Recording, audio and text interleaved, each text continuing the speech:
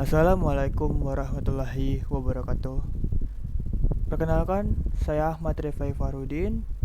Saya dari mahasiswa arsitektur Universitas Muhammadiyah Jakarta. Di sini saya akan mempresentasikan hasil karya saya, yaitu ada 3 gambar dengan teknik yang berbeda: garis, bidang, dan pointillist.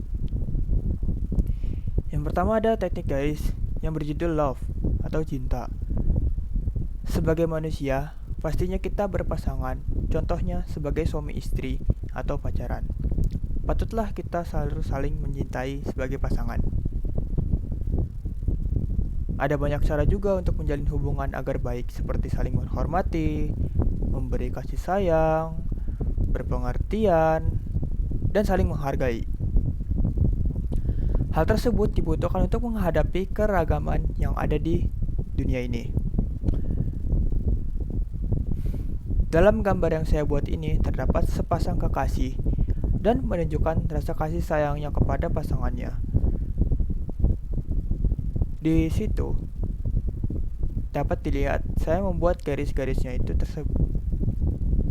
dengan putus-putus ya. Makna dari garis-garis putus-putus tersebut adalah kita harus memerhatikan urusan cinta atau urusan pasangan kita ya, sebagai kekasih, yaitu kenapa kita harus memerhatikan itu, karena tidak mungkin sebuah hubungan sepasang kekasih berjalan dengan mulus, dan pasti ada aja godaannya atau konfliknya, entah itu bertengkar, selingkuh, dan lain-lain ya, masih banyak lagi. Dapat dilihat di gambar yang saya buat ini, ada banyak juga garis lengkung. Nah, garis lengkung itu merupakan garis dengan arah membelok. Untuk makna dan kesan dari garis lengkungnya itu memberi kesan keanggunan, halus, dan luas. Namun bisa juga melambangkan ketidakpastiannya. Inti dari gambar ini adalah sebagai pasangan kita harus saling bisa menghargai, saling mencintai, dan saling percaya sesama pasangannya. Karena kalau sudah tidak percaya sesama pasangannya, ya cinta itu tidak ada artinya, dan cinta kalau sudah tercerai tidak akan bisa bersatu lagi. Yang kedua ada gambar bidang yang berjudul Twins Triangle. Dalam gambar ini ada beberapa bentuk geometri seperti segitiga dan garis tegak lurus.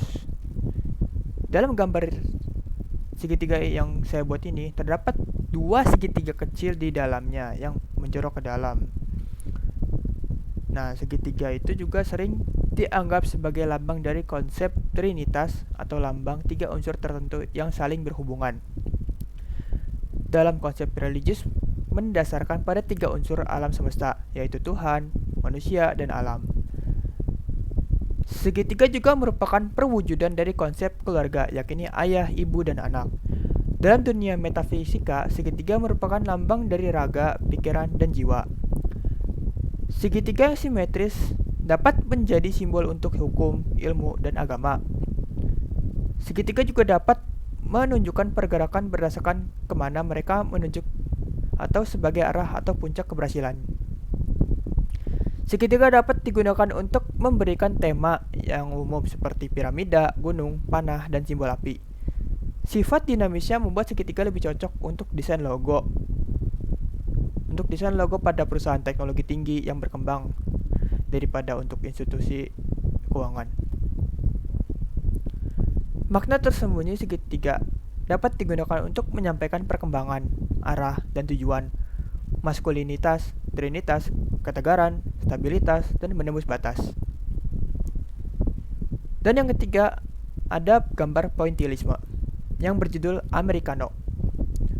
Teknik pointillis ini adalah teknik penggambar atau melukis yang memanfaatkan susunan titik yang diolah sedemikian rupa sehingga membentuk suatu objek.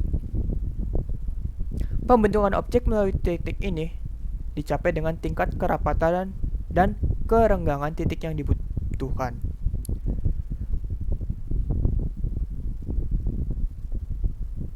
Gambar yang saya buat ini merupakan media untuk menyampaikan pesan diri kita. Dan sekilas hanya terlihat seperti secangkir kopi saja. Tapi sebenarnya secangkir kopi itu bisa menenangkan pikiran kita, bisa menginspirasi kita pada saat kita suntuk, entah kita pada saat kita mentok, lagi ngerjain tugas gitu. Nah, kopi ini juga sudah menjadi jenis minuman yang banyak digemari dan dikonsumsi masyarakat. Dan kopi juga dapat mengajarkan kita bahwa kehidupan tidak selamanya manis, tapi ada pahitnya juga. Pasti di antara kita semua tentu mengalaminya.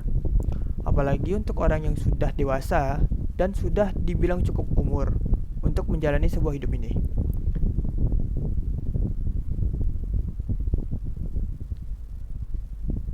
Mereka pun yang sudah dewasa pasti mengerti apa itu artinya hidup. Mengenai pahitnya hidup, tentu tidak jauh-jauh dari masalah yang melanda diri kini. Mulai dari masalah kecil, masalah sepele, hingga yang penting sekalipun, dan semua itu membuat kita merasa begitu kepikiran akan hal tersebut. Janganlah mengeluh, pesannya. Jika berada di bawah, janganlah mengeluh. Tapi bagaimana cara kita untuk terus berusaha mendapatkan yang terbaik dengan pantang menyerah, tidak iri pada orang lain, bersabar, ikhlas, beribadah, dan lain sebagainya. Sekian presentasi dari saya, kurang lebihnya mohon maaf. Wassalamualaikum warahmatullahi wabarakatuh.